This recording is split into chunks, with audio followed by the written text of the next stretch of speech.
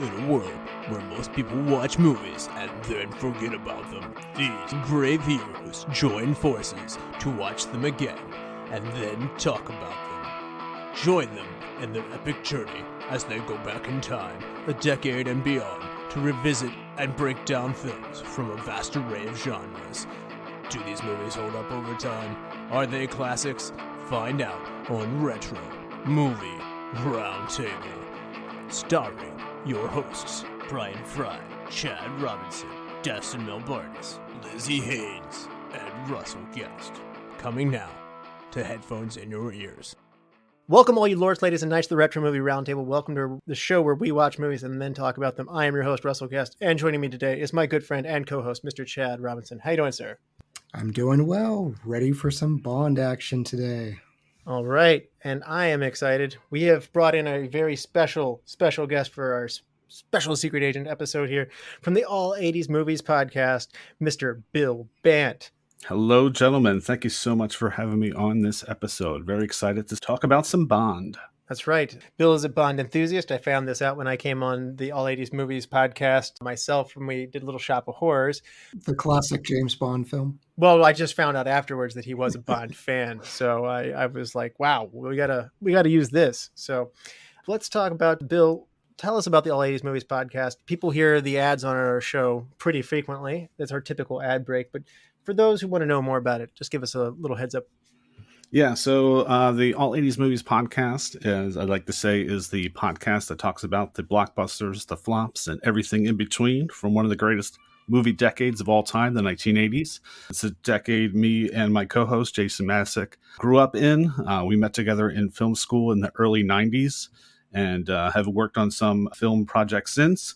And when COVID hit and everything kind of shut down, we just needed some kind of artistic outlet, and we decided to do a podcast. And we were like, why don't we talk about the movies that influenced us to be filmmakers? And it was always 80s. I mean, in college, when it wasn't a night going out and hanging out, we were piled in someone else's dorm room watching old 80s movies and introducing movies that we loved to lots of friends. And now we're just doing it on a bigger platform. It's just been a blast and just great feedback from fans. And just like, you know, people who find your podcast from all over the world and just enjoy and refreshing memories. So yeah, it's been a great run so far.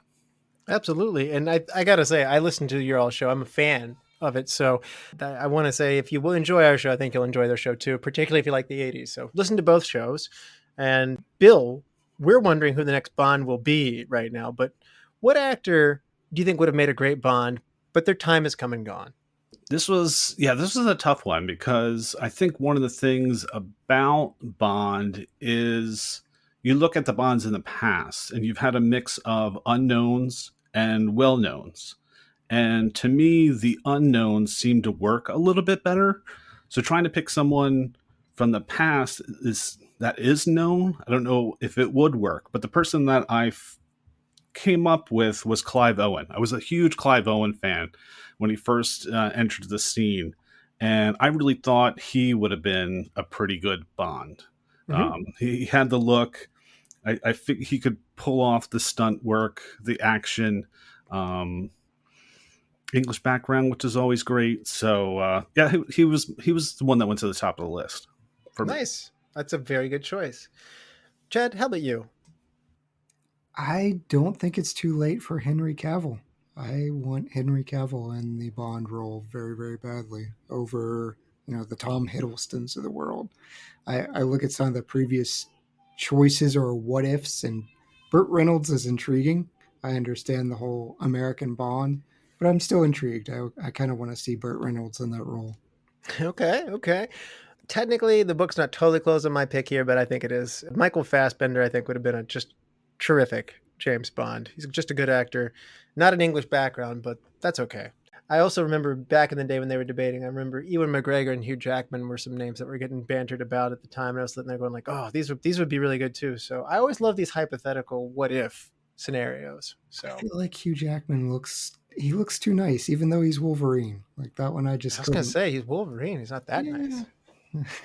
Yeah, there's one that came really close that I would have been interested with. Sam Neill from the Yes. Jurassic Park series was Mhm. very close to getting it. And I was like, that would have been interesting because we as American audience would have no idea who he was because we really didn't see him until what he did that movie with Nicole Kidman on the boat. I can't remember what that was Billy Zane, who I don't remember. I know he was in one of those like Omen sequels. You know Yes, he that? was. He was in the third one.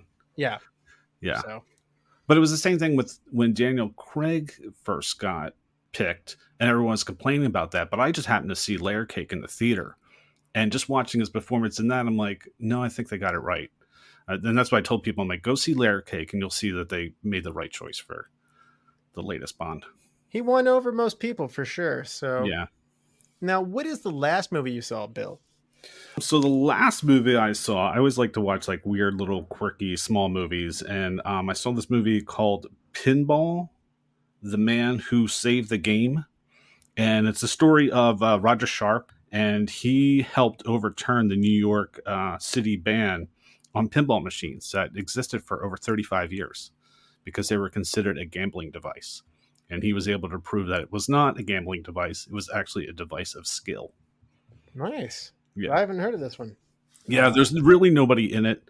I think the only name maybe you would recognize is Crystal Reed, if you were a fan of Teen Wolf, the TV series. Mhm. She was in it. She played the love interest in it. The main character was Michael Fast. Hopefully, I'm saying that right. I think he was in the West Side Story. I have not seen the new one, so Mhm. I think he had a role in that as Riff. I believe it was. Chad, what about you? What was your last movie you saw? I went to Bill's decade. I watched the 80s movie, Vincent Price movie of Dead Heat, which is a zombie buddy cop horror comedy, I think is how I would wrap this up. It is quintessential just 80s cheese B movie. But you know what? It's one of the better done ones out there. It's a lot of fun. You would hate it, Russell. I didn't know Vincent Price was around into the 80s. Yes. Okay. My last movie that I saw is Three Ninjas from 1992. Okay. So, yeah. Oh, okay. Still have never seen that one. You know what? It's made for kids, but you know what? It's still fun. I mean, it's not made to be taken seriously, so I think people will still have fun with that. So, Yeah, I think I aged out of that right when that came out, so I've never gotten back to it yet. yeah, this is a type of movie that's not around anymore. It's a comedy kind of for kids, live action. Everything for kids is like either Pixar or like animated now at this point. So I was thinking about it. I texted Chad back the other day. So I was like, these are gone. Like nobody makes these anymore. And like Spy Kids might be Agent Cody Banks or something like that. Like that's the last of them. Like, so like they kind of make it to maybe some of them go into the O's, but it's just one of those things that caught me as interesting. It's a dead typology. So I've been going back and revisiting a few of them here and there, seeing which ones hold up and which ones don't. In general, they're just 2.5 star movies, pleasant, inoffensive, and gateways for movies for younger audiences. So, Chad, what are we going to do today? We are going to do 1989's License to Kill. All right. Spelled the British way, I might add. Fair enough. Yeah. Starring Timothy Dalton, Carey, Lowell, Robert Davi, good villain here, Talisa, Soto, and Anthony Zerbe. Zerbe. I think I go Darby myself. I go Zerbe. Yeah. Don't look to me. I screw up these things. Gene Reno being my most infamous one. That was pretty funny. Jean Reno became Gene Reno. You know what? That's his American pseudonym. I'm notorious for butchering actors' names on our pod, too. All right. So License to Kill is a profitable movie. It cost $32 million. It grosses $34.6 million domestically. So it's not a huge landslide, but those are the domestic numbers. Globally, it still does very well, as all Bond movies do. That is a lower budget than many of the Bond movies, I might add, especially for given at what point in history we are at this time. It's 36 on the box office for the year. It comes in just behind Fletch Lives and just ahead of Lean on Me. The number one movie from 1989 was Batman, which I love that movie. And IMDb gives License to Kill kind of a low score, 6.6. The critics of Rotten Tomatoes are kinder at 79%, but the audience score right back down to that IMDb score, giving it a 61%. Awards, it gets an Edgar Allan Poe Award nomination for Best Motion Picture from 1990. We don't mention that one very often. And the MPSE Golden Reel nominee for Outstanding Sound Mixing. So, not necessarily the illustrious awards, but awards nonetheless. Bill, had you seen License to Kill before? What was your background with it? Kind of funny. As much as I've been a Bond fan, I did not start seeing James Bond movies in the theater until Pierce Brosnan took over as GoldenEye. So this would be the last probably James Bond movie I would see on video. And this is actually one of my most watched of the Bond movies. Not saying it's my favorite, not saying it's the best, but for some reason, I love putting this movie on, maybe just in the background or stuff like that. And stuff we'll get into too. But I would say it's definitely one of my top 3 most watched Bond movies. Yeah, and I don't want to date you too much if you don't want to be, but what age are you for this one? Because I feel like there's certain ages in your life where once a Bond movie comes to you, like it binds to you as a Bond fan, like it becomes part of your personality. So I was probably 17. So yeah, I was going to my senior year of high school when this came out. Okay. And do you feel like it holds up well? I would say most of it does, especially because the plot is about a drug kingpin that Bond's seeking revenge against. And yes, drugs are still rampant and around, especially out of the Florida area. So yeah, I would say most of it still holds up. You're saying we lost the war on drugs? Yeah, I believe so. Okay. All right. So drugs are winning. All right. Yes, big time. Yeah. Okay. Chad, how about you? Had you seen License to Kill before? Of course, yeah. We did our Bond countdown, so check that out. I don't recall where I ranked this movie because it's just done completely in heat of the moment, passions, whatever I've seen most recently. But I do remember being softer on Timothy Dalton than a lot of people our age. I feel like there was just backlash. I love Roger Moore. He's my favorite. So this was a huge tone shift for me. Mm-hmm. I did watch them relatively in order once I got into Bond. So we go from goofiness of Roger Moore to the seriousness of Timothy Dalton. But you know what? I feel like Daniel Craig has made me appreciate Timothy Dalton even more. I feel like Dalton set up everything that Craig does now. And he still keeps a little bit of the silliness. It's not silly, but lightheartedness of Roger Moore. So it's a good mix for me. I like it. Yeah. Do you feel like here in the 2020s, it's still aging well for you? Yeah, there were some unique things due to the AIDS epidemic where Bond is having less sex than ever before. And I actually kind of think that helps these types of movies because we have a lot of really uncomfortable scenarios with Roger Moore, particularly with Sean Connery, where it's just like, okay, now we've got to deal with this and talk about this. There's less of that in this movie. He's still getting beautiful women, and that's still a part of the Bond franchise. And Bill nailed it with he's a more down-to-earth villain. He's not trying microchips to take over the world like we did with a View to a Kill. Okay. Yeah, and for me, I enjoy this one a fair bit. And whereas sometimes Craig might be a little bit too serious for me, and this is ahead of its time, I like the balance here a little better. I think it has a foot in the older Bond, and then it is still going to be, it's a little more grounded as in general. So I do like Timothy Dalton's Bond. I feel like he is, we kind of covered this when we covered On Her Majesty's Secret Service. When you don't get a full tenure as Bond, you don't get a chance to set up the culture of Bond, like in the same way that Roger had an era. Sean had an era and he had the benefit of establishing the character, perhaps too short or shorter. Pierce had a good run too. Dalton doesn't get it. There was going to be a third movie called Property of a Lady, and it just didn't happen. And that's unfortunate because, just the legal battles of, the rights of all this stuff got tied up and it just didn't get made through no fault of anybody on this movie's fault. But I think I'd like to imagine if he had a better run, because I think he was distinguishing himself as different than the two main from Roger and Sean Connery, and that was a really cool thing to do. So I think I wish we could have had a little more. Certainly, I didn't want that long. It's a long run before Brosnan comes in. and gets to take over. So I wish we could have gotten another 2 movies just out of Dalton. I don't want to take Goldeneye away or touch anything there, but I just wish we could have had more. So this movie is probably, I think this is my favorite of the 2 Dalton movies. I think Robert Davi has a lot to do with that because we had a great Bond villain. I think Ebert at one point said the success of a Bond movie largely has to do with whatever villain he's going up against. But anyway, Robert Davi is a great villain. And I think this movie is one of those movies that I could see the rewatch value in this one, Bill.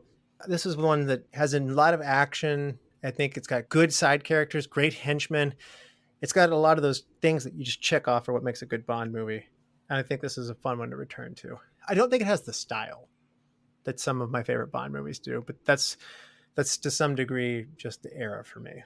So, yeah, I think I would agree with that too. There's something stylized about this one that is very different from the rest, and I agree with it too. It doesn't quite match the other Bond movies, and I think that kind of gives a little negative to it because it almost feels like your typical anybody could have done this movie.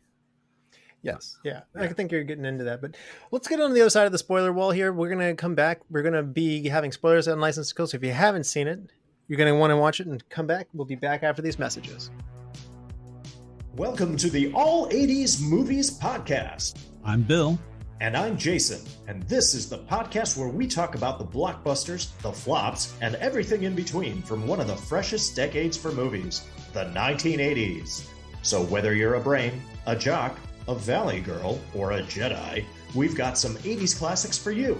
Do these movies stand the test of time? Are we discovering something new? Is there an 80s movie we're finally watching for the first time? Join us each week as we dive into the cinematic nostalgia that inspired and influenced a generation. From the hits to the cult classics, we'll discuss our earliest memories, favorite scenes, fun facts, and our not-so-favorite movie moments, too. It's the All 80s Movies Podcast, now available on all major streaming platforms. Please subscribe and happy listening. All right, we're back. And Chad, for those who haven't seen License to Kill since 1989, do you want to refresh people's memories? James Bond and his CIA buddy Felix Leiter shut down a drug lord by the name of Franz Sanchez on his way to Felix's wedding. Sanchez bribes a DEA agent and escapes, ambushing Leiter and his new bride. Is the bride killed and Felix is maimed by one of Sanchez's sharks. Bond is forbidden to pursue Sanchez, so he turns in his license to kill and becomes a rogue agent. Bond tracks Sanchez down and embeds himself inside his operations, befriending an American operative named Pam Bouvier. Eventually, Bond is recognized by a lower-level thug and has to escape from Sanchez. A big showdown with lots of full tankers full of cocaine ensues, and Bond overcomes Sanchez by lighting him on fire with the cigarette lighter he received from Felix. Later, Bond receives a call from Leiter telling him that M was pleased with his work after all and offers Bond his job back. All right. So this is the last 007 movie released during the Cold War. And by this point, the Soviet communism bad guy is less of a threat. And so this is kind of a new direction, perhaps for all of movie culture, for where are bad guys coming from? And so this Central American dictator drug lord kind of villain is in the news at the time, and Bond responds to its times, certainly. Bill, how do you think? I think we touched on this before. The style's starting to change a fair bit. What are we seeing here as we're into the late 80s? So Dalton's second movie, so this is not his introduction. We know he's a grittier Bond that follows the novels more closely, certainly more than Moore did before. But where were we going with this movie at this point? Yeah, I think it was interesting because basically they had run out of the source material. I mean, they've basically done all of Ian Fleming's books up to this point. And yes, there are elements of this movie from Live and Let Die and one of Ian Fleming's short stories. I think it's called the Hildebrand Rarity, which, very, very weird. Short story? Yeah, short story. So now they're just a little bit From Your Eyes Only, too. Yes. So they're taking now world events, what's going on in the world right now. And the big thing then was the war on drugs. And we've already joked about it earlier. It's a war that we're still losing. We're still trying to fight it. And so they're trying to make something topical, something part of the time. And yes, we're moving away from the communists. We're not sure who our new villains are. So let's tackle the drug war. And I think what makes it interesting about this villain, and Chad kind of mentioned it too, here's a villain that's actually happy where he's at right now. He's got everything he wants. He's not trying to conquer the world. Unfortunately, he crossed the wrong person at the wrong time, and now Bond is out for revenge.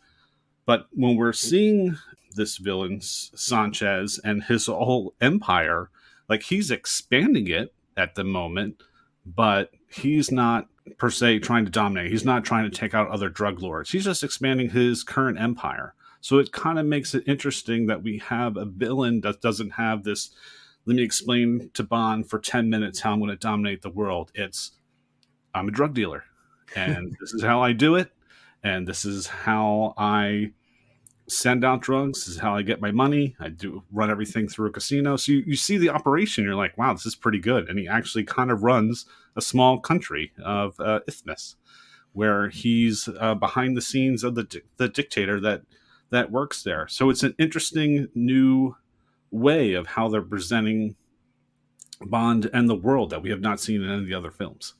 I was a little too young for this news story, but I guess this is a reference to Manuel Noriega, who was, I guess, a corrupt leader of Panama. And so the CIA was working hard to get him out at the time. So when I say it's responding to its time, it very much is responding specifically to current events.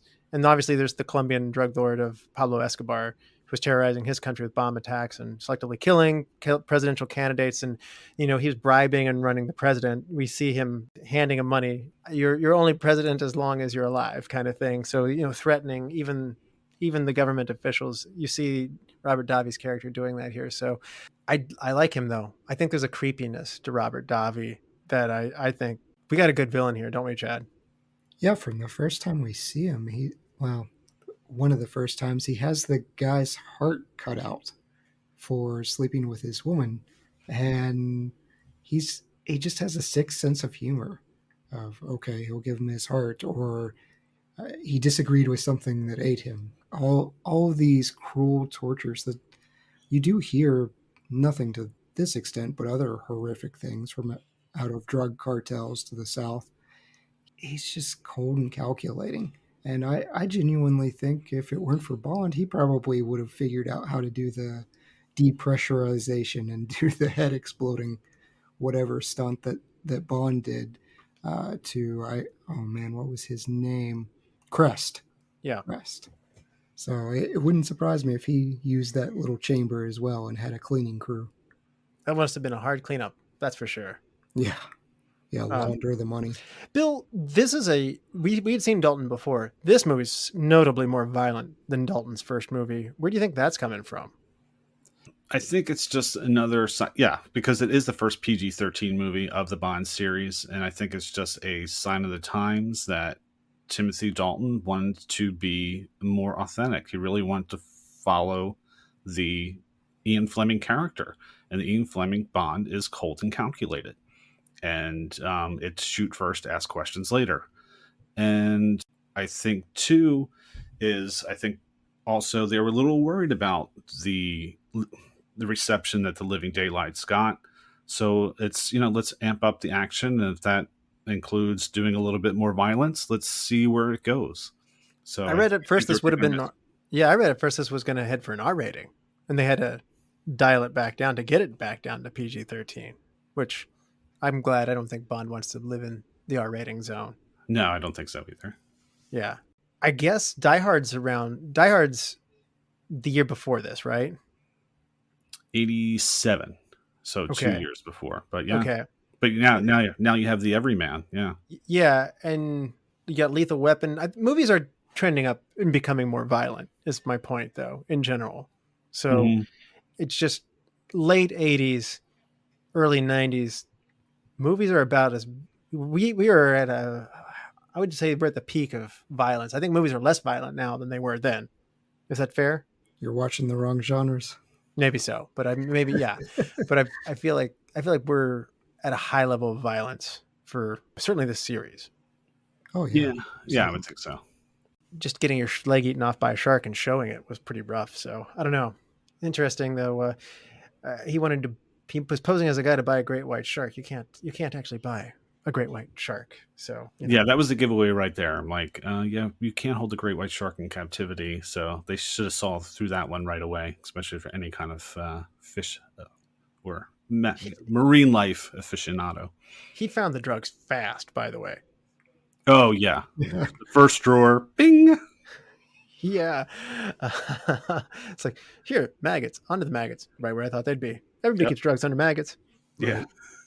So it's one of those things that it's kind of two halves too. He infiltrates their drug operation. And I think you were right, Bill. You get to see their operation kind of go through. That's one of the neat things too. I mean, this is kind of one of those crime movies in addition to that espionage that you have here. You were right in saying this could have been a not Bond movie pretty easily. This could have just been an American action flick. Correct. Like very easily with some other, I don't know, plug Bruce Willis in, you know? Mm-hmm. So Yeah. You could have Willis, Stallone, even Seagal. It could have been one of his first movies. Yeah, it kind of follows that kind of plot. I think it was just trying to open it up to a wider audience that they maybe felt was shrinking after the Living Daylights returns. yeah. And we're not real heavy on gadgets either, are we, Chad? You know what? This is, I looked at it. We do get more Q in this movie than any other movie up to this point. Mm-hmm. And Desmond Llewelyn said this was the first time he felt like he really got paid for the series. So that's a huge bonus for me, but definitely one of the things that kind of hurt the series, and maybe what you all were speaking to earlier about style. I'm looking at the cars. Bond drives a Lincoln. Like, he doesn't have a stylized Jaguar, BMW, whatever. Some of these cars that we tend to associate with him, he doesn't have any specialties there. Like he's got explosive toothpaste, and there's some fun scenes, and the little gadget gun that works as a fingerprint scanner. Q's got the radio broom, which is awesome, by the way. I do like the radio broom, yes. I like his outfit. But yeah, we don't get the GoldenEye wristwatch. That's the very next movie that we get out of this franchise, and it has some of the coolest gadgets around. So yeah, explosive toothpaste, I'll take it. Yeah, I do like the explosive toothpaste. That is fair. So Yeah, Chad, I'm with you. Give me some Q. I always think of the iconic lines from the Bond franchise, which is Bond, James Bond, and then the martini shaken, not stirred. For me, third is coming from Q is pay attention, 007. I always look forward to that every time Q comes on. Bond goes down to the Q branch. I just love that line, and I think it's an underappreciated quote. yeah, and this was his favorite movie, as Chad mentioned. Not only did he feel like he earned it or whatever, but he got to go on location. He didn't just chill out in London for this, so he actually went on location to shoot, and he got more speaking lines and more screen time. So Desmond Llewelyn, who's in many of them, not all of them, but a vast majority of them, he said this is his favorite movie, so that he got to do. So I like Q as well, so I can't help but enjoy it as well, even though he doesn't get as involved as I was hoping he would. Like, when I retroactively going back and looking at a whole lot of Q is good, but I'm sitting there going like, Bond keeps pushing away his friends. He keeps pushing away Pam. He keeps pushing away Q. He's like, I got to do this on my own. And he's still getting a lot of help from them. And he is still part of a team. I think Craig's movies do a good job of showing that he's part of a network. In this case, he goes rogue. This is the first time he goes rogue, I believe. Is that right? In the movies, yes. Yeah.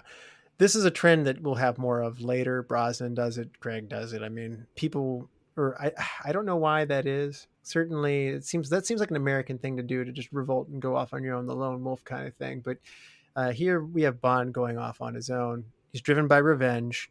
Again, that's a very Dalton thing to do. Like, Roger Moore is not going on a revenge trip. No. So, Yeah, if you look at all the Moore movies, the only time he really showed revenge was in For Your Eyes Only, when he kicks that car down the cliff. And he wish he hadn't done it too. Yep, exactly. Yeah. I mean, I do think that if you crossed Sean Connery, the revenge trip could be in there. Oh yes, absolutely. Yeah.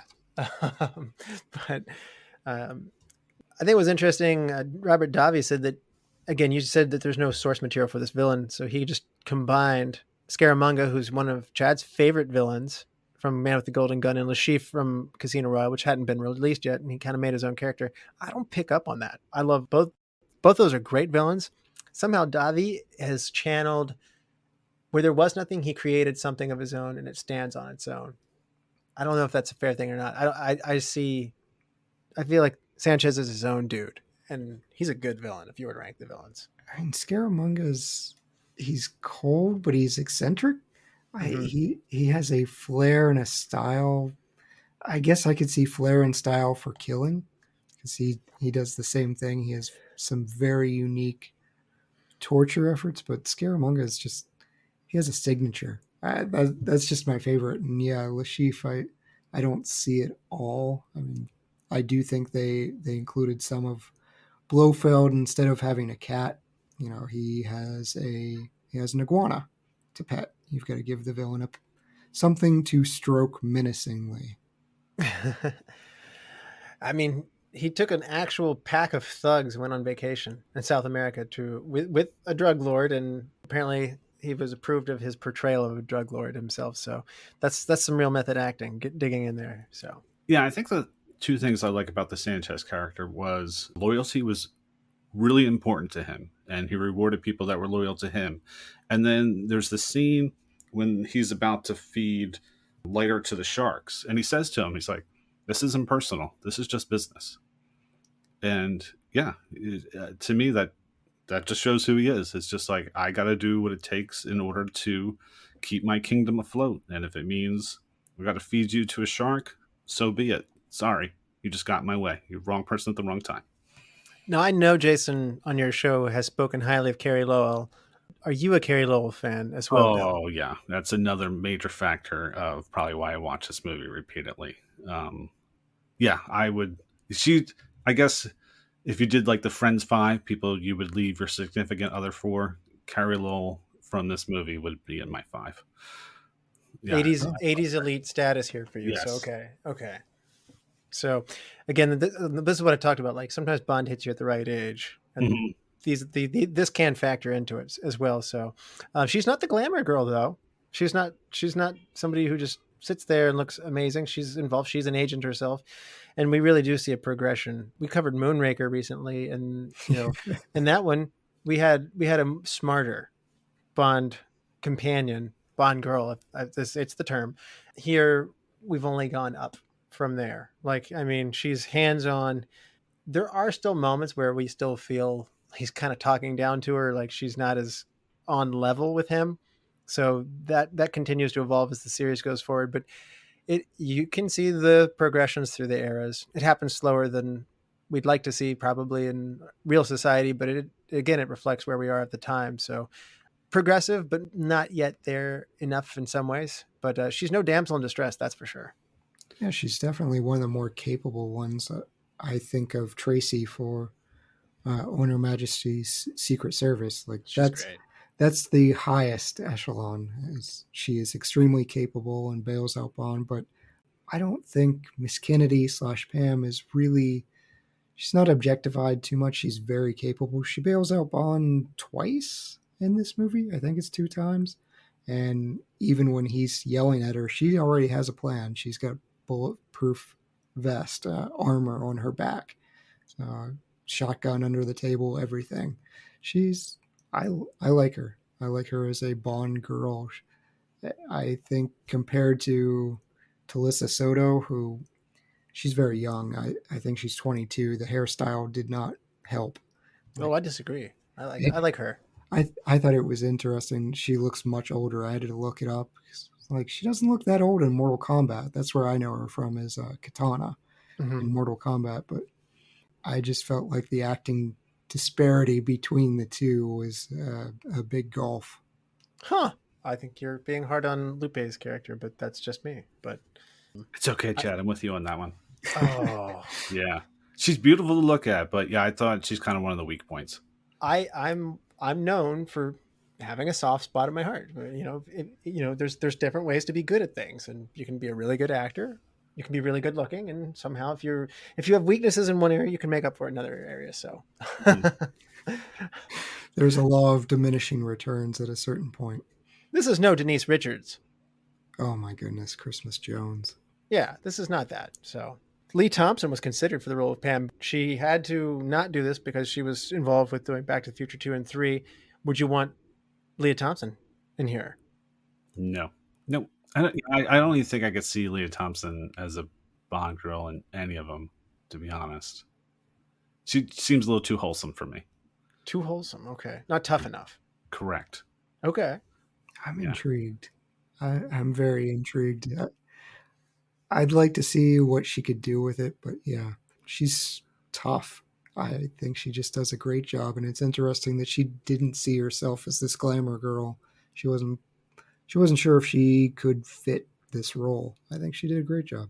Yeah, I like the story with her where she learned to try and shoot and it didn't go so well, and she'd flinch and clench up and close her eyes a whole lot every time that she would fire the gun. So she handled herself well during the fight scenes, though, and the stuntman gave her the nickname of Pambo, which instead of Rambo, which I thought was pretty funny. So again, a sign of increasing involvement from the female character in what they do in the acting, not just in the role that they get. So speaking of young actors in this one, this is Benicio del Toro in here. Yes. And he's good. He's like a little baby in this. Oh my God. It's the beginning of his typecasting.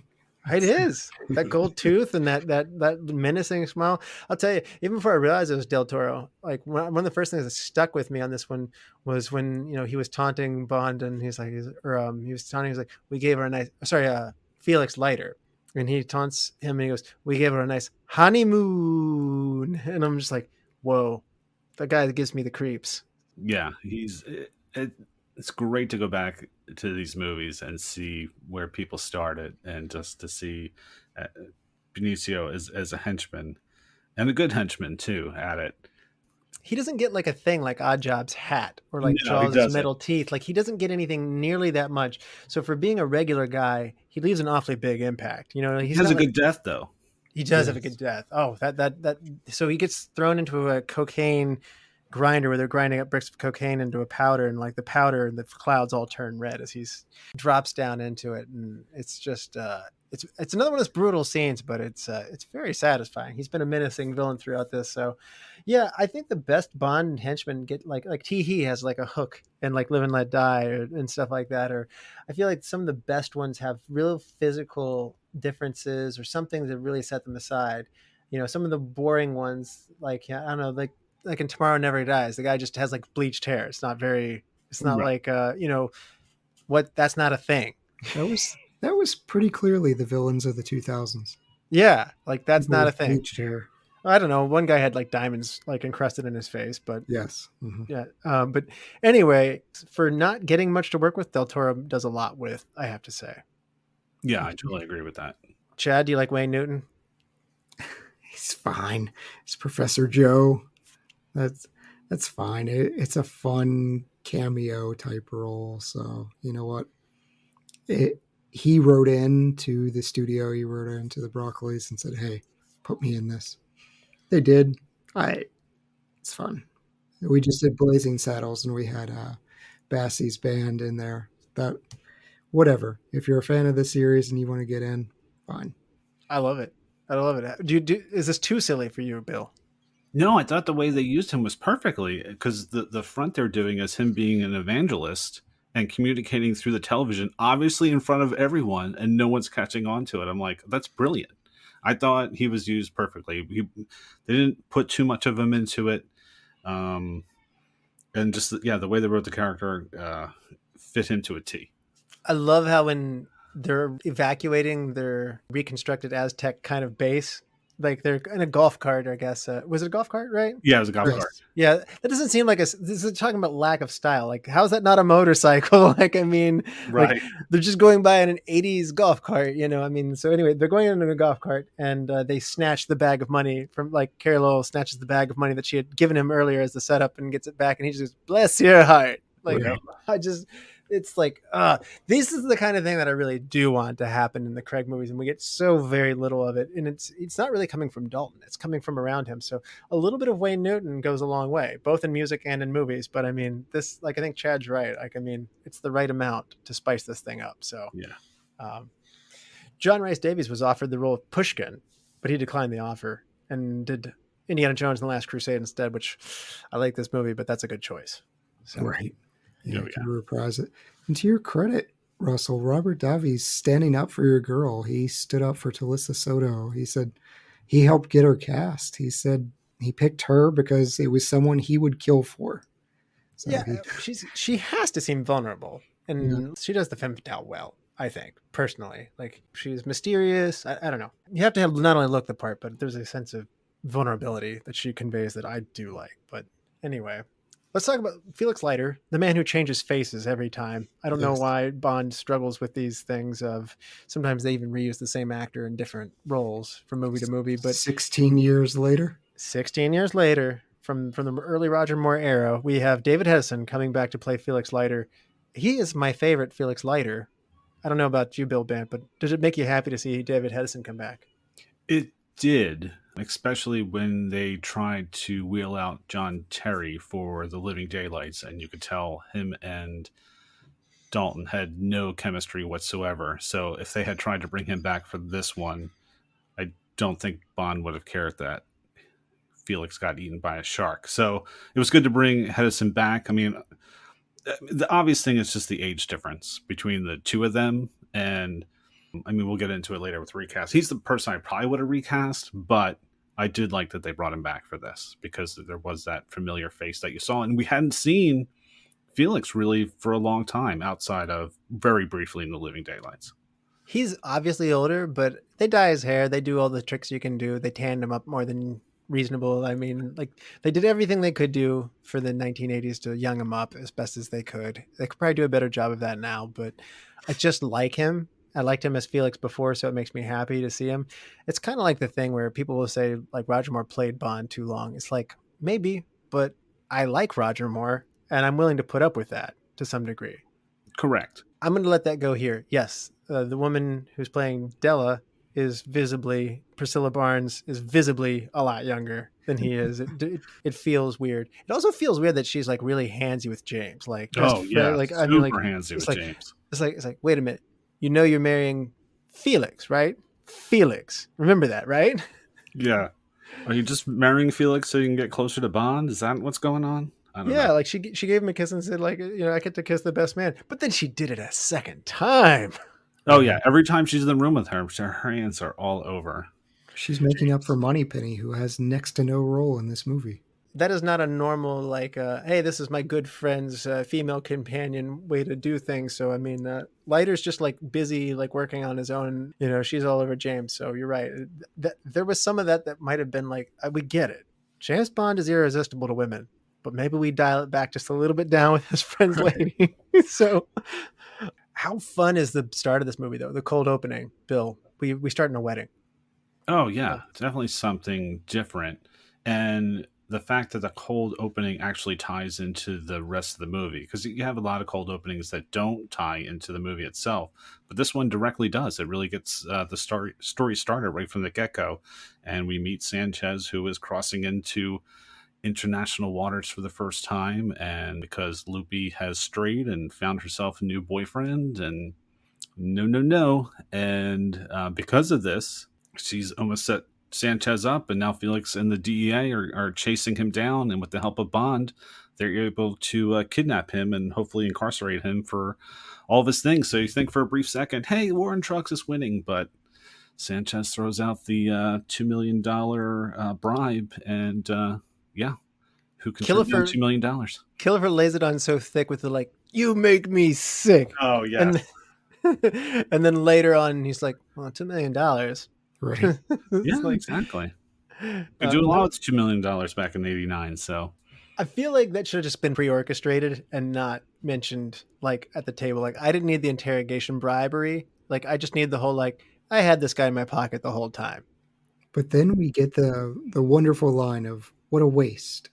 Oh, that was good. Oh, that yeah. was good. They should have done that anyway. I mean, that's what I mean. Like, that's iconic Dalton. Like, that's brutal. Like, the whole, like, the guy standing there like, help me. Like, I mean, you know, the Batman thing to do is to pick up your villain and send him to jail. But nope, he just throws a whole case full of money.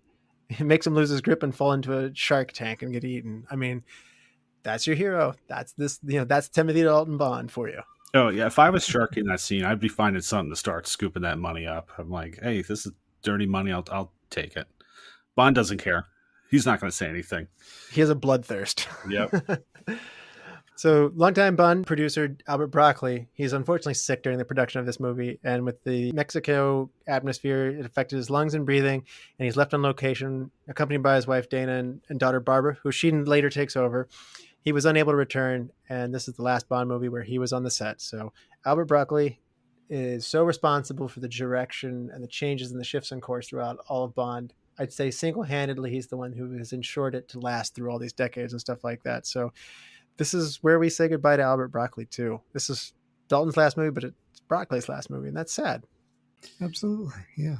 Oh yeah, just thank goodness for him that he was able to have a vision with this, and even when he had the rocky relationship with Saltzman and they split up, and he just kept steering forward and was lucky enough to make the right choices of bringing in a new actor to bring Bond, and at that point, it's your fourth time. Mm-hmm. And it's still working. So kudos to him that he was just able to make this work. This is all done, by the way. I think the story's good. This is done in the middle of a writer's strike as well. So Richard Maybaum was unable to continue working on the screenplay, longtime member of the crew. So he kind of ghost wrote and co-wrote the script with Michael G. Wilson. Michael G. Wilson being a bigger name going forward for the series, for sure. It's just interesting. And as I mentioned before, this wasn't supposed to be Dalton's retirement. Like, he didn't know this was going to be his last role. And he even had a chance to come back and do it again in 94 when Dalton announced that, his retirement from the role. Broccoli came back to him and said, do you want to do it again? And Dalton was going to star in another Bond movie. And unfortunately, they needed him for more than one. He wanted to do one more. And they wanted him to Bond was coming out of hibernation. It was a reboot. So they needed a new era, as I was mentioning before. And so he didn't want to do that. And so unfortunately the Dalton run ends a little too soon. Yeah, and it wasn't the first time that, Albert had chased Dalton, because that was Albert's original choice before more. Dalton said, yeah, you know what, I'm just too young, I'm not ready for this. And then we got the Moore era for that. So and in a very similar story, Brosnan almost got Dalton's era from the 80s.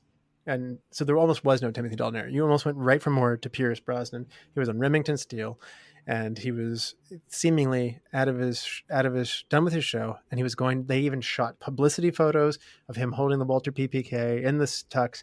And then with the buzz and the enthusiasm for him, Remington Steele picked up the show in his contract. And so he had to do that.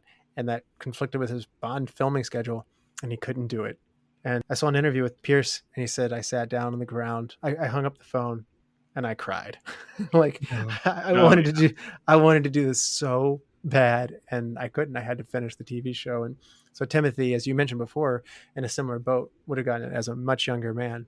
And then ironically, lightning struck twice for Timothy, and it did for Pierce. So in that same vein, they got a chance to come back, and he still got to do it. And he said when he got the phone call to, do you still want to be Bond? I mean, he's like, I leapt through the ceiling. I was so excited. Yeah. It's so fun to see. When you see Timothy talk about his Bond tenure, he's Timothy's very cool. Like, I'm an actor. Like, I mean, I don't consider myself just James Bond. But one of the things that's most endearing about watching Pierce Brosnan talk is how enthusiastic, he is to play the role. And so that story it's interesting to watch each person's take on the role as they've done it afterwards. It's a complete contrast to, Connery was very bitter and angry by the time that he was done. So Pierce, on the other hand, when they called him up and said, after Die Another Day, they're like, we're going to go with another direction. He was just like, again, he's like, I hung up the phone. I laid down on my floor and I cried. Yeah, I think the fact that Pierce didn't even get that role, I think it did hurt the Timothy Dalton, because so many people were sold on the fact that Pierce Brosnan was going to become Bond. And then the fact last minute it didn't happen. Everyone was upset. They were all just like, all right, well, when are you going to bring Pierce in? And I think that, in a way, outside of the change of the direction of what Dalton was trying to do as Bond, a lot in the back of a lot of people's minds too, is like, this should have been Pierce Brosnan in these movies. So I do you think that was still hanging over his head at this point, though, at movie number 2? When your first one isn't well received, probably. Yeah. I like that first movie. I would I have. do too. I'm fine Yeah. with The Living Daylights. I like The Living Daylights. Yeah. I think both of his are solid. Not Yeah. great, not bad, just solid. Yeah, I was gonna say, if you look at, okay, he only got 2 movies, but if you look at each Bond's best and worst, his worst is not bad. No, Right. no. You know? Roger Moore has some absolute stinkers. Yeah, he does. I mean, again, I just got done saying Pierce Brosnan. I mean, Die Another Day is a little bit rough. You know, I mean, Quantum of Solace, it's not my favorite. I mean, that's for sure. That's when you have to watch multiple times. To me, you have to appreciate it. But yeah, I think what happened with Pierce is he started off great with GoldenEye, and I just think each one got worse. I think Absolutely. the writing failed I don't him. think that was his fault. I think that was the No. writer's fault. Yeah. Yeah. This movie was going to be called License Revoked, but people in the United States get confused, and that sounds like you have too many DUIs. So they changed that to be License to Kill, and again spelled with a C as opposed to an S. Oh, sorry, an S. So British spelling, because it's British. They actually did get to use that title though, because after Ian Fleming stopped writing, they had John Gardner write the books, and one of the first books by John Gardner for the James Bond series is actually called License Revoked. So they did get to use it at some point. I have diplomatic immunity. It's been revoked. Yep. I do not like this M character nearly as much as Robert Brown does not do it for me very much in this era. And it's hard to let go of Bernard Lee. Mm-hmm. Yeah, it's hard to let go of Bernard Lee. All the others are great. I mean, we have Ralph Fiennes, we have Judi Dench. Like, he's surrounded by greatness. So yeah, Bernard Lee he's up there. He is fantastic. Yeah, Robert Brown does not do it for me in this one. I can put Yeah. up with Caroline Bliss taking over as Miss Moneypenny, but Bernard Lee, you have to have there's this chemistry that you have to have between Bond and M, and it's at about its worst for me here. Yeah, I agree with that too. You couldn't pick him out of a lineup. Yeah. Now, talking about people who return, Chad, John Glen, he has directed For Your Eyes Only, Octopussy, View to a Kill, Living Daylights, License to Kill. He's very much Mr. Bond director at this point. It's very erratic. It goes serious, less gadgetry. Then it's a fantastic with Octopussy. Then it goes like Mr. Fantastic with A View to a Kill. Then it goes back to serious again with Living Daylights, and to really serious and more violent that we've been talking about in License to Kill. What do you make of John Glen as a director during this whole run? I hope that I like For Your Eyes Only. Let me just put that out there. But then it starts getting sketchy. Octopussy is arguably the worst movie in the entire Bond franchise. It's Good call. I'm a Roger Moore fan, so that hurts me. I feel like this one's more coherent than especially Octopussy, even A View to a Kill. A View to a Kill, I was very hard on. We're throwing. It has a soft place in my heart. I do love it. I mean, I know it is panned, and people say it's one of the worst ones, but I love it. We're keeping dynamite in a refrigerator on a blimp. Like I have no problem with that. I have multiple problems there. We could break it down. You can listen to our episode of me whine about that. But yeah, this one seems to me this is his best work. I feel like it's his most focused. Okay, that's interesting.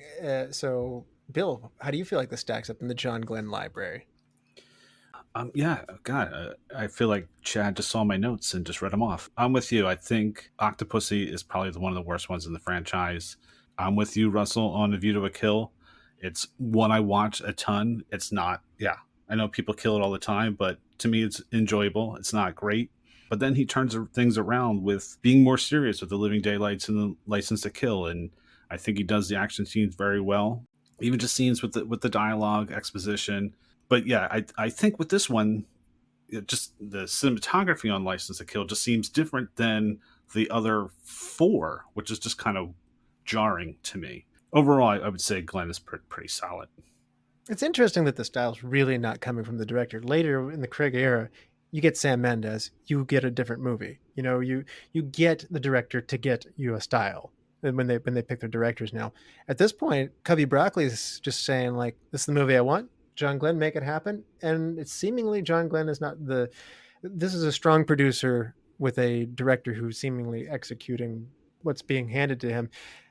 I think that's why this doesn't at all feel like it does not, for 5 movies being directed by the same director or 2 different main actors there. It does not. There's an amazing amount of like the pendulum is swinging back and forth like crazy in this tenure. And it's really weird that they all come from the same director.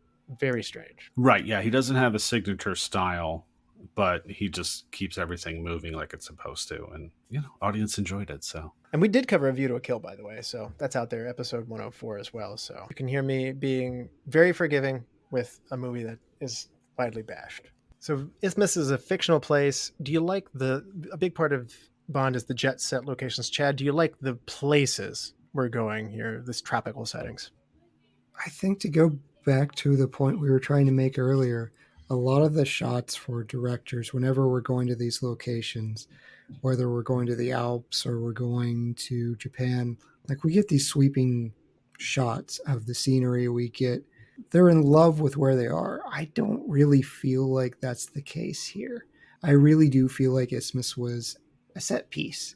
It didn't feel really that we were in this great location in South America. They just didn't spend much time dedicated to the beauty that can be around him. It felt like set pieces to me.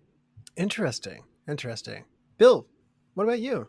I think I agree with Chad on that, because when you start on the Keys, you get these beautiful area shots of the area, and you kind of get a sense of what the Keys is about. They go to the Hemingway house and all that.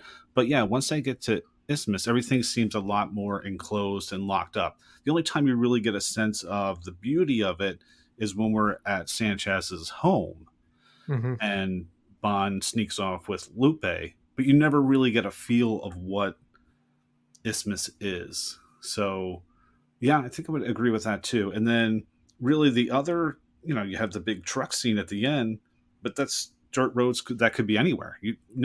It's not a signature. You don't have a landmark somewhere in the background that says, oh, this is where this is happening. It could, it could happen in your backyard. So I'm unclear if they politically could do it, but I mean, is it better off to just go ahead and say we're in Panama or Colombia and just commit to it? Or maybe they couldn't.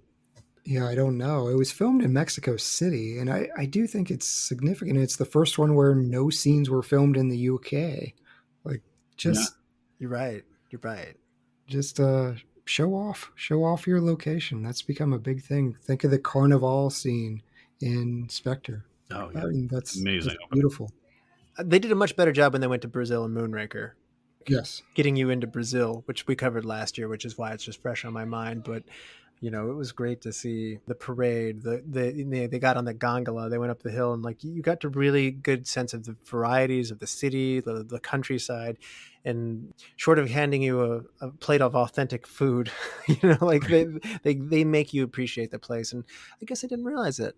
I was so taken aback by the furniture selections and the style selections. The late 80s for me as an architect is about the bottom for where art, product design, and architecture is. It's a rough era for these things.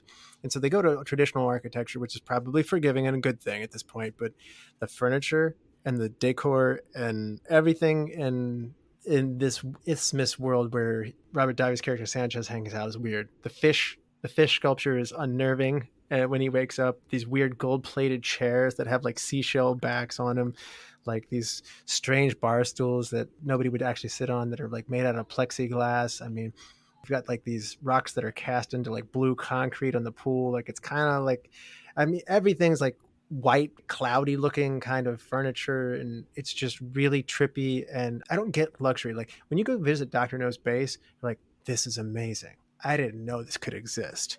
This is so cool. Like it's an underwater base, or there's a volcano layer. And, in Connery's era, the style that I was getting at before, or Man with the Golden Gun. I mean, there's some moments where things will be kitschy in 70s and within it, but I mean, where they are located is just so amazing. This is the style that I think we were talking about before. Dalton doesn't look like Bond so often in this. He's walking around very casual, windbreakers, khakis, things like that. I don't think I want my Bond to look like this. I don't think I want him inhabiting these kind of spaces. So this is what I meant by like, these things don't feel Bond. And part of what I tune in for is that enjoyment to globetrot. So we do get like that Aztec base, and that's my favorite part of this whole thing. Like, like they've reconstructed these ancient ruins. It lifts up and a helicopter can land in it. So, I mean, there is some of that. But yeah, even when you talk about the Aztec set, when I think about the movie, I don't go to that set. Like, if you only live twice, you think of the volcano layer right away. But yeah, when you think about License to Kill, you really don't think about the settings as much as you would. I mean, I do with the Keys because I used to live down there. But outside of that, there's no standing out with locations. I'm pretty happy with the locations in Florida as well, by the way. Like, Felix is American. That's okay. Like, I felt like we were in a place. So you guys nailed it. I didn't really think I had my finger on it. I just said, I chalked it up to saying, like, this is not a time for style. but you know what?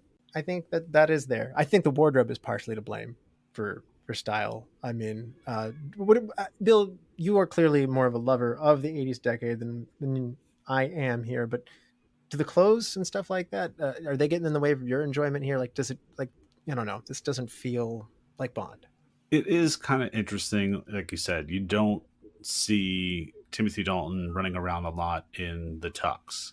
And then even the beginning opening scene, he's in a gray tux. And you're like, wow, I've never seen Bond in gray before with a top hat. So that's kind of interesting. I think just because I was around it, I didn't really notice it. So, if I go back and watch Sean Connery and watch how they dress, maybe it would stand out to me. But because I was part of that decade, I'm just like, that's just the way things were then. It's not as jarring to me. Yeah, we'd seen Roger Moore in a windbreaker too. So, Chad, what about you? Do you like the look of what people are wearing here? That's always a big part of Bond. Well, you mentioned the windbreaker, and we'd seen Roger Moore in it. So for me, that's a continuation. Carey Lowell's dress is gorgeous. That blue dress that she has on, just fantastic. I think my issue was more with Lupe's hairstyle. I felt they aged her up when she's bad 80s hair, is it? I don't think that's bad 80s hair. It was weird for me. It made a 22-year-old woman look like she was close to 30. Not that that's old for a woman, but what they were going for here was almost the BB character of this younger girl. That's harsh. Okay, maybe BB's too young. We have that issue with Roger Moore, but I thought they just aged up Talisa Soto way too much. That was the only thing that really stood out to me is bad wardrobe. Yeah, we've got Bond with tails on his suit at one point, but I was fine with it. I did like the spaghetti strap dress that Carey Lowell had, but I did not like the jacket that she came out with. These giant, like, it's a black jacket, like with giant buttons and like giant white lapels. Like, oh, that was fun. I felt like the wind was going to blow and she was going to blow away like a sailboat. She did have a wig. I didn't realize. I thought she just cut her hair for this. It's a good wig. It's convincing. I'm not aware that I'm watching a wig. So. Yeah, same here. I didn't. Special effects here. So we got a lot of explosions going on. We got a truck chase scene. We do stunts for real here in this point, and this makes me very happy. We got a guy actually climbing on a pontoon airplane and hanging on and flying up with it. Bill, talk about all the wonderful things that the action, why we love these Bond movies so much, the real action. So you have three major action set pieces in this movie. So you have the opening when you have the helicopter chasing down a single engine plane and Bond having go down and basically catch it like a fish and use the hook system on that. So that's some crazy aerial stunts right there. So you have your air one, and then your second one is your sea one, which you just kind of mentioned, when Bond is intercepting a shipment of cocaine and he ends up shooting a spear gun into a back of a seaplane and skiing behind it and then climbing onto the plane and taking off. Pure awesome. Yes, it is. And then your third is a chase scene with giant tanker trucks. Tanker trucks doing things you've never seen before on screen. Shifting to the side, just all these crazy custom built, I think they built like 15 of them maybe, to do these crazy stunts and avoid Stinger missiles and getting shot up with Uzis. It's a pretty crazy chase scene, considering tankers really can't go that fast, but the things they made them do in that closing were pretty spectacular.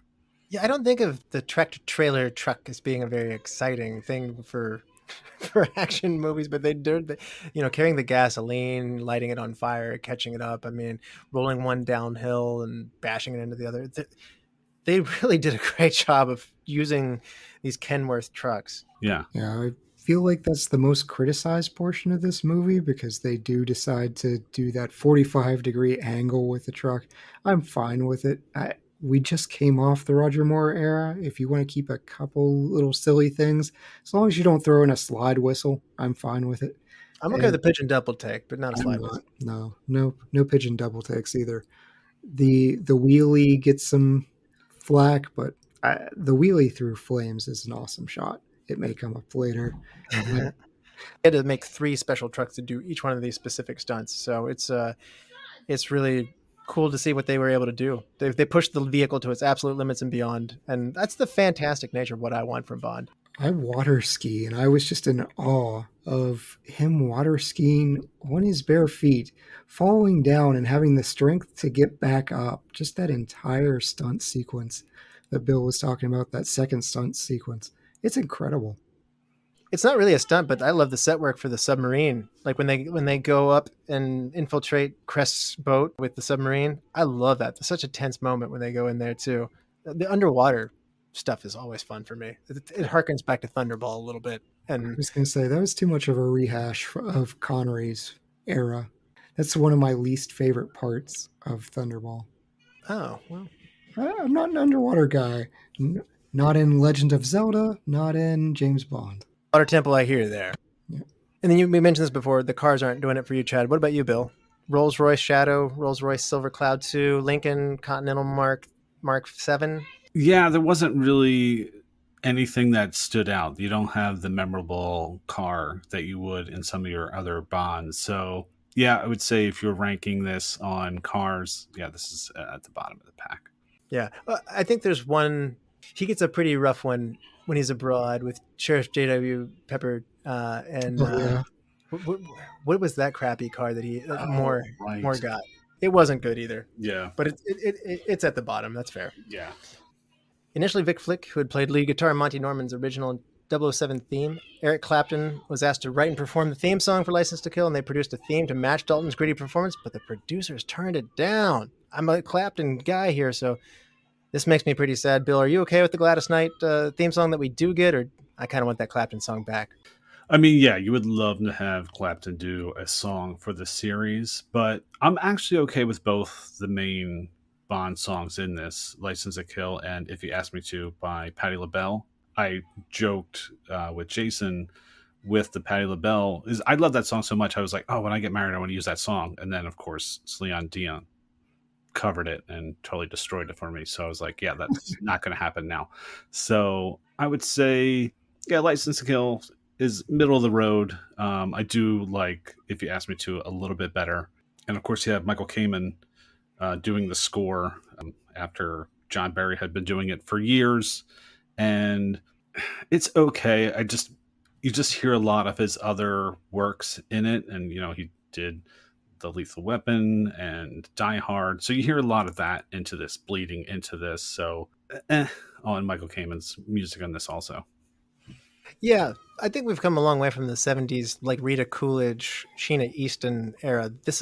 I just don't feel like we're watching Bond movie like music for those. Chad, what about you? Do you like, they're harkening back with some of those instrumental elements to the earlier stuff here? Yeah, I mean, Gladys Knight's theme is based off of Goldfinger. It's an homage to Goldfinger, and I pick up on that a little bit. I'm with Bill. It's probably middle of the pack. I don't hate it. But it did give her first top 10 British hit, so that was a big one.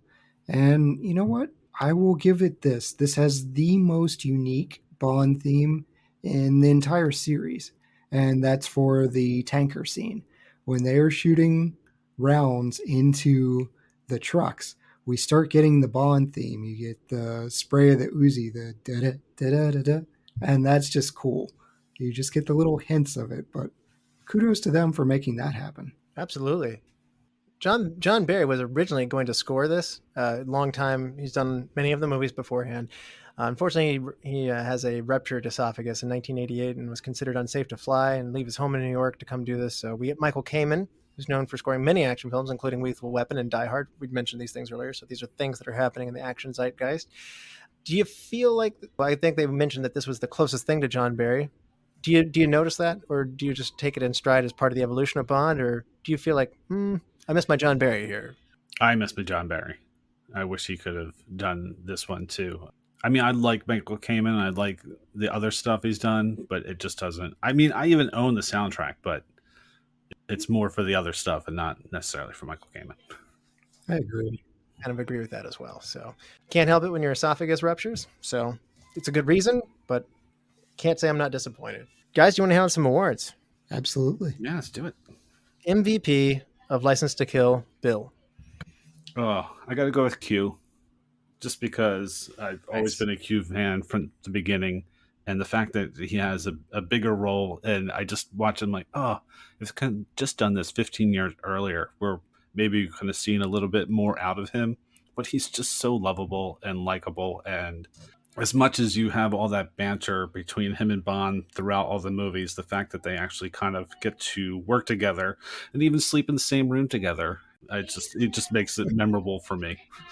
That's a great scene. Yeah, It is. Chad, MVP. I have to go with Timothy Dalton. I don't think I appreciated how much he laid the groundwork for Daniel Craig until revisiting this movie. So I enjoy this version of Bond. I think the movies have aged really well, and that's due in large part to how he portrayed this character.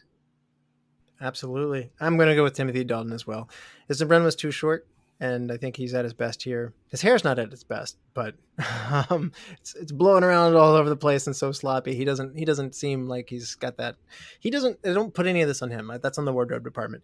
But his performance is good. So he does that bloodthirst really well. He's a good intense Bond. Best supporting actor. We got a lot of good memorable characters in this one. We've talked about so many of them. Bill, who's your favorite best supporting here? Can I pick Robert Davi for this? Is Yeah, that you okay? can. Yeah. Absolutely.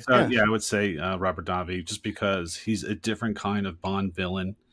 As I mentioned multiple times, just the way he portrayed that character, something new to the Bond universe. Someone even new to Bond. Bond wasn't used to having to track down drug kingpins, and the fact that Sanchez kind of understands what Bond is doing. Also, once at the end, I think there's a little respect there too that I kind of like.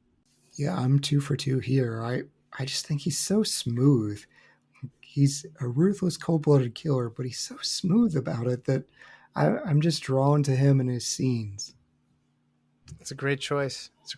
And I'm going to echo Robert Davi as well. I've been talking about what a great villain he is. This movie is so much on his shoulders to make this work. He's so good. I thought it was cool, the one story that said when he was working to help people audition, that he actually stood in for the role of Bond, and he was good at that too.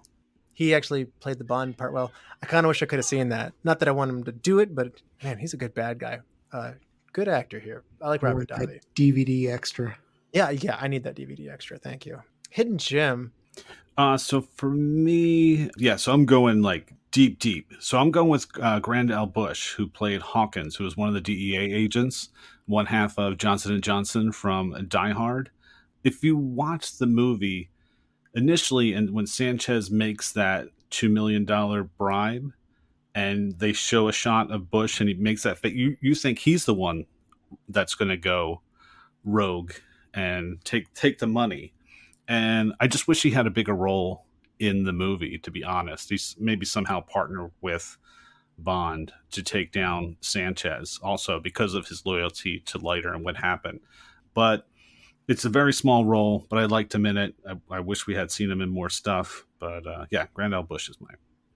It's a fine choice. Yeah. Chad, Hidden Gem. I'm going with our second Mortal Kombat alum, Carey Tagawa. He plays Kwang, and he's just someone you pay attention to. He doesn't really have anything to do in this movie. He's basically a board member. He's sitting in on on meetings about cocaine. But you know what? I'm picking him on merit. He is Shang Tsung, and that is awesome. That's excellent. Yeah. And my hidden gem's going to go to Wayne Newton. It's just too much fun. It's the right amount of too much.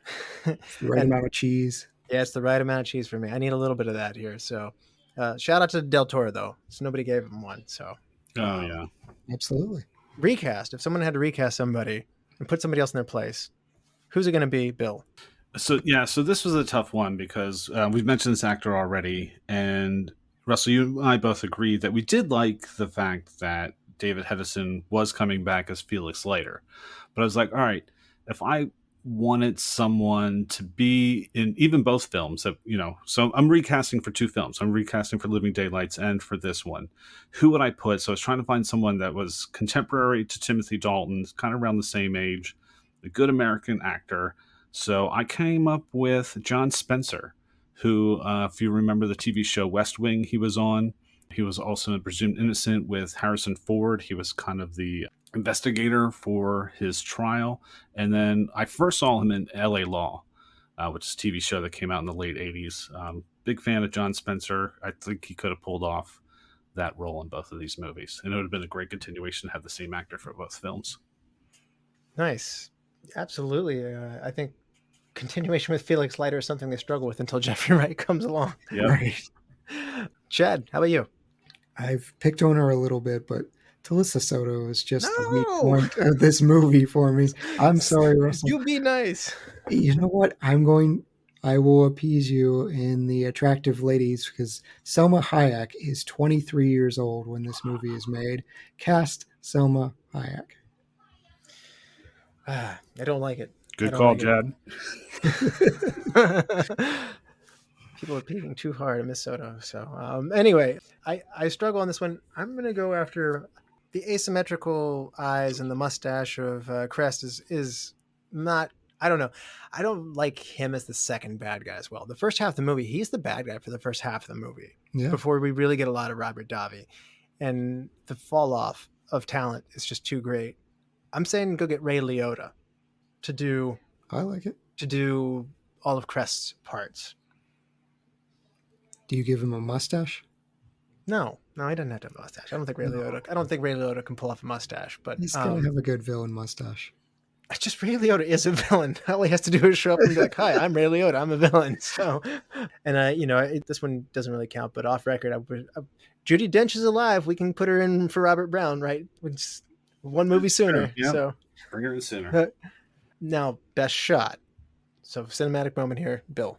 Oh man, I was between two. I think I'm going to just go with the skydiving in the beginning, in the opening moment, just to show the keys and all that. Just the stunt work also. I thought that was kind of a nice shot of us here in the United States. Very, very few Bond movies take place here, so plug it away a little bit. Yeah. Chad, how about you? Best shot. Physics be darned, it is the 18-wheeler on doing a wheelie through fire. That is an awesome shot. That's a great one. And mine's got to be, it might tie into a good quote later, but when Sanchez is like, "You could have had everything," and Bond's like, "Don't you want to know why?" And then he just flips open the lighter and sets it on Sanchez. The dialogue helps it. The escalated moment helps it. But boy, that delivers a climax. So that scene where he lights up Sanchez on fire and the gas truck chase scene, so good. What a satisfying finish for a bad guy too. So best scene, Bill. Oh, it's got to be the underwater onto the biplane scene because it starts off with Bond initially getting revenge on Sharky getting killed, spear gunning someone in the chest, then jumping over the boat, grabbing that guy's underwater equipment so he can breathe underwater, and then he's cutting up the cocaine, and then they get to him, and there's like 3 or 4 times you're just kind of like, how's Bond going to get it out of this? And he's going to, but it actually gives a little bit of doubt because he gets his hose cut, and now what's he going to do? And he just happens to see the plane above him, grabs a spear gun, shoots into the pontoon, and then just takes off. It's just cool. There's just a lot of stuff going on in that short amount of time, and it's a lot of fun action. It is good. That's really good stuff. How about you, Chad? I'm right there with Bill again. That was my favorite shot, him going ham on the cocaine with the knife. I thought you were hard on the underwater scenes. He comes up out of the water. It's Okay. the divers with the spear guns part that I'm not really into, but everything that follows that is just pure Bond. I love it. I may have tipped my hand with my best shot, but I mean, the whole best scene of the truck chase at the end is really there for me. I love it. I like the, riding on the vehicles, switching vehicles, unhinging them, making them all blow up. I mean, I love his little accountant minion, getting shot. I mean, there's so much stuff going on here. I really love it. So, Do you think they wanted Clapton because the theme of this movie is cocaine? would be fitting. Yes. It would be fitting. So, Be a bit too heavy-handed playing that. We were a little hard on it, but I want you to find your best wardrobe or makeup moment. Oh, please. Carey Lowell in her Miss Kennedy outfit. Good Yes. Lord. Me and Timothy Dalton are making the same face at her when she shows up in that outfit. And then the fact when they get in the elevator, it's got the tearaway to reveal the gun. The tearaway was great. Yes. Yes. That's one of the best outfits of all time on Bond. There's almost nothing holding. Those are very thin strings that wrap around her neck there to hold the dress up too. So almost not there. So Chad, how about you? Best wardrobe or makeup moment? I am going the complete opposite direction. Q's disguise when he's on the road with the broom. That is my favorite costume. The mustache and the hat. Yes. It's hilarious. That is the opposite direction as well. And I will go right back the opposite direction. And I'm going to pick Lupe's red dress. Okay. Yeah. Very nice. Change one thing, and only one thing. Bill. I would take out the Hong Kong Narcotics Bureau stuff, plotline. I didn't think it's needed. Huh. It's true. You don't have ninjas fighting. No, you don't need ninjas. Which is an improvement. Huh. I think that's leftover from where they really wanted to go to China. I do want him to blast out the window with the plastic explosive and try to snipe him. So I don't want to lose that, but I think I can see where you're coming from. Otherwise, most of it's there. How else would Sanchez get a hold of them, though, and think that it seems too integral to the plot? Maybe you'll have to write your way out of it, but I believe you in that saying that the Hong Kong narcotics part doesn't have to be there. But yeah, it's an interesting thing. I hadn't thought about that before. Good point. It could have been, it could have been someone from MI6. Okay. Yeah, you'll have to do something in his place, but that's fine. I hear you. Yeah. Chad, what about you? Change one thing. I am a simple man. I just want an 80s Jaguar, like an XJ6, something for Bond to drive that isn't a Lincoln Mark 7. So give him a really cool, sleek-looking car. Okay. I would like one more action scene. I want a better boat chase. When they leave and Carey Lowell blast a hole through the wall, I want some gunfire. Running out of gas and getting into a romantic scene is nice and all, but I'm not saying I need full out live and let die boat chase scene here. But I mean, I could at least use the world is not enough boat chase scene to get us started with here. That's fair. Yeah, good calls. I like them both. Best quote, Bill. Man, this was a tough one, but I went with Sanchez, and it just demonstrates his character when he comes upon Lupe and his lover, and he says to Lupe, "What did he promise you? His heart?" And then turns to Dario and says, "Give her his heart." And then you see Dario flip the switchblade, and you're like, oh, that's kind of serious. Right. Yeah. How about you, Chad? He disagreed with something that ate him. Really? Okay. Yeah, that was a good one. I'm going to go with the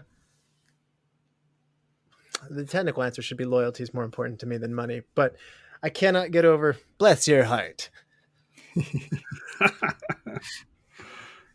If you tell me this movie, that just pops into my head right away, immediately. So That's fair. as we move forward, though, but before we close out the show, Bill, do you want to remind everybody where we can hear the All 80s Movies podcast? Yeah, so the All 80s Movies podcast is available wherever you stream your podcast. So we are everywhere. New episodes come out every Friday. All right. Thank goodness it is Friday. Mm-hmm. I admire your consistency. I'm wearing my Jason Voorhees TGIF shirt right now. So, on a 5-star scale, half-star intervals, Bill, what do you give License to Kill? 4 stars for me. Like I said earlier, I think both the Timothy Dalton movies are solid. I like that Timothy Dalton, or James Bond in this movie, goes rogue. So it's definitely a departure from the other films. And great villain, great Bond girl, and some really cool action scenes. Very true. I can't disagree with any of that. Chad, how about you? I'm going 4 stars as well. I enjoy the tone change. I think Dalton gets an unfair bad rap. I wish we had more of him. I'm with you. I'm with you both. I'm right there with the 4 stars. And this is fun enough to have fun. It's tough enough to be tough. It responds to its times, for the most part, pretty well. Any of its shortcomings are just merely, this was a lower budget Bond movie for the time. Like most of them had more money and might have been a little more stylish. And maybe some of your comments about the globetrotting could be done a little better. But I mean, I return to this one frequently. The rewatch value is really high for me. So I'm going to go with 4 with you guys too. Excellent. Chad, do you want to help me pick a movie for next time? I would love to. All right, let's do something divine and heavenly. Interesting. All of these movies have heaven in the title. Option 1, Seventh Heaven from 1937. A Parisian sewer worker longs for a rise in status and a beautiful wife, and he rescues a girl from the police and lives with her in a barren flat on the 7th floor, and then marches away to war. Option 2, All of This and Heaven 2 from 1940. A duchess's irrational behavior towards her children's governess triggers tragic events that will change her family's lives forever. And option 3, Leave Her to Heaven from 1950. A writer falls in love with a young socialite and soon they're married, but her obsessive love for him threatens to be the undoing of them both as well as everyone around them. Oh, it's got to be Leave Her to Heaven. I'm excited to cover this one. All right. We've covered Vincent Price and Gene Tierney together before in Laura. We're going to do it this time and Leave Her to Heaven. So, Bill, thank you so much. You're an awesome guest. I love your enthusiasm for Bond. It's great to have you on, man. Oh, no, thank you so much for having me on. This was great. I really enjoyed listening to your show, and hopefully we'll keep doing the crossover again in the future. Absolutely. Love it. So thank you all the Lords, ladies and knights, to the Retro Movie Roundtable. We invite you to reach out to us. We want to hear from you. So subscribe, rate, and review us on Apple Podcasts, Spotify, Google Podcasts, Stitcher, Pandora, wherever you get your podcast. Those reviews and subscribes really help listeners find the show. Subscribe to our channel on YouTube. We appreciate your support. Give us a like on Facebook, on Instagram, and follow us on Twitter at @movie_retro. Email us at retromovieroundtable@yahoo.com. And producing and providing this podcast is fun, but not free. So we invite you to support our show at our Patreon page at www.patreon.com/retromovieroundtable. All contributions are much appreciated and will go towards making the show better for you, the listeners. As always, thank you for listening. Be good to each other and watch more movies. Chad?